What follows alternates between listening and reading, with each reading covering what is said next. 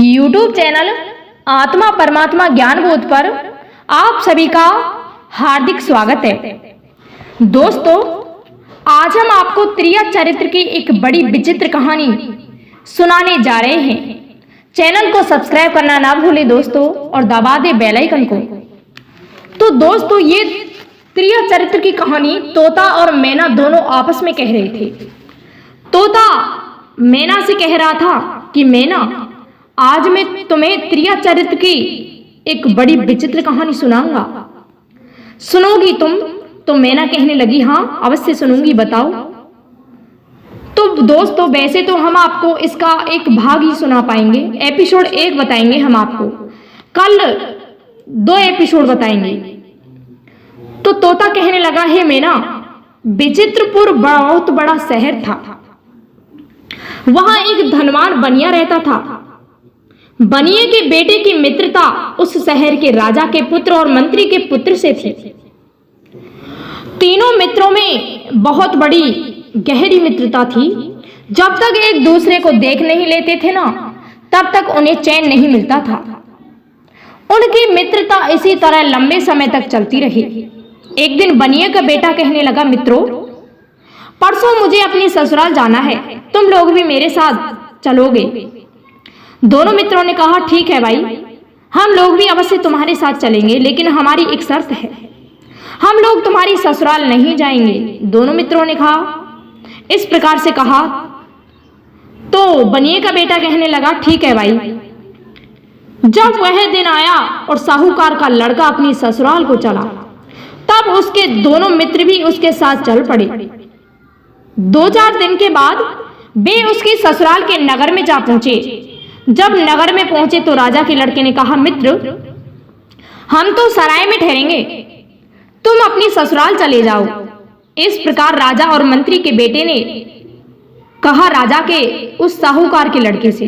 तो साहूकार का लड़का तो अपनी ससुराल को रवाना हो गया और राजा और मंत्री के बेटे सराय में चले गए। तो तोता कहने लगा, हे मैना, जिस समय राजा और मंत्री के बेटे सराय में पहुंचे तो सराय के दरवाजे पर एक बुढ़िया खड़ी हुई थी।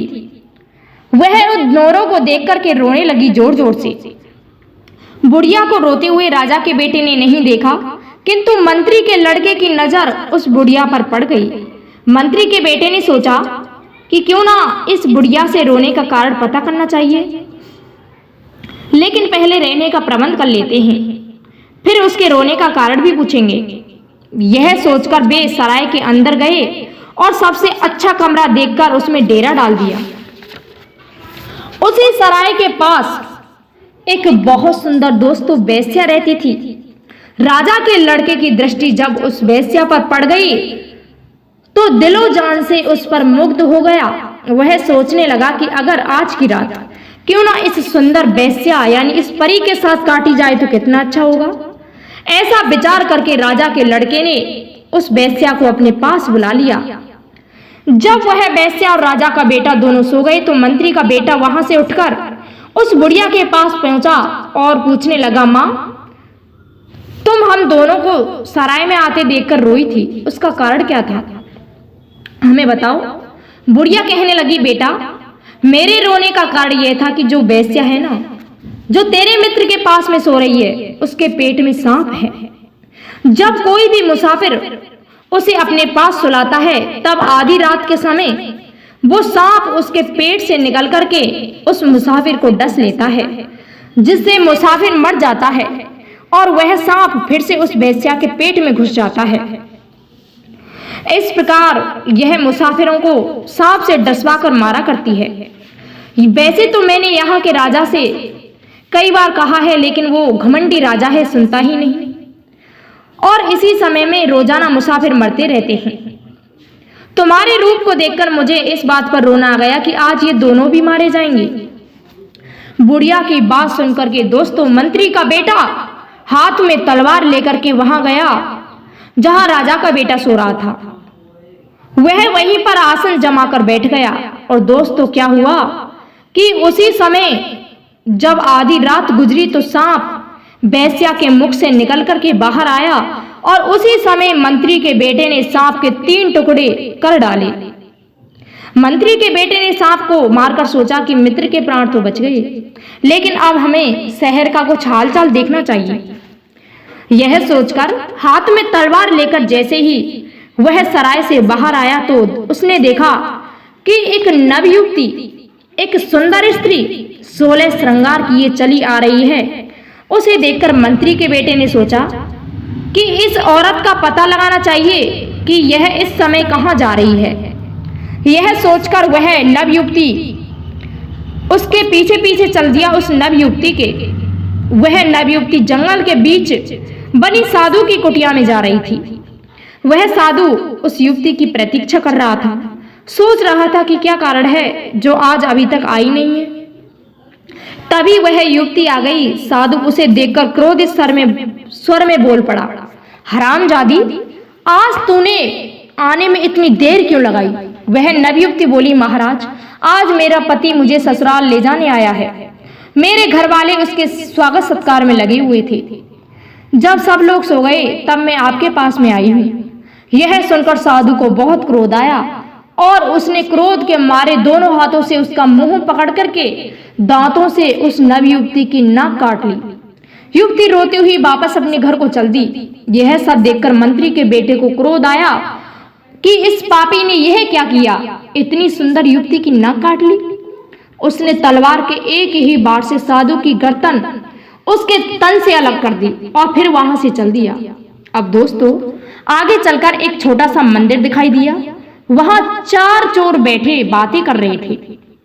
मंत्री का बेटा उनकी बातें सुनने के लिए दीवार की ओट में खड़ा हो गया। पहला चोर बोला, अगर आज मुझे बहुत सा माल मिल गया होता तो मैं देवी को बकरे की भेंट चढ़ाऊंगा। दूसरा चोर बोला, मैं 2 बकरों की बलि चढ़ाऊंगा। तीसरा चोर बोला, अगर आज मेरे हाथ बहुत सा माल लगे तो मैं ब्राह्मणों को उनकी इच्छा अनुसार भोजन कराऊंगा। चौथे चोर ने कहा, यदि देवी की कृपा से आज मुझे अच्छा माल लगा होता तो मैं राजा की बेटी को लाकर उसकी बलि चढ़ाऊंगा। इस प्रकार चारों चोर मन में विचार करके चोरी करने चले गए। मंत्री के बेटे ने सोचा, इन चारों का भी तमाशा देख लेना चाहिए कि ये क्या करते हैं।